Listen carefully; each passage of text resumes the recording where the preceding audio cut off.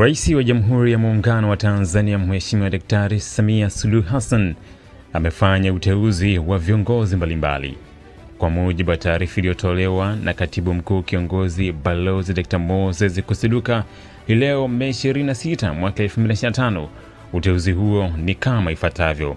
Bwana Abdul Razak Badru ameteuliwa kuwa kamishna wa uhifadhi wa Mamlaka ya Hifadhi ya Eneo la Ngorongoro NCAA. Kabla ya uteuzi huu, Bwana Badru alikuwa mkurugenzi mkuu wa mfuko wa hifadhi ya jamii kwa watumishi wa umma. Anachukua nafasi ya Dr. Eli Rehema Joshua Dorie ambaye uteuzi wake umetanguliwa. Na Dr. Rimo Simeoni Nyansaho ameteuliwa kwa mkurugenzi mkuu wa mfuko wa hifadhi ya jamii kwa watumishi wa umma. Kabla ya uteuzi huu, Dr. Nyansaho alikuwa mkurugenzi wa maendeleo ya biashara wa Benki ya Azania.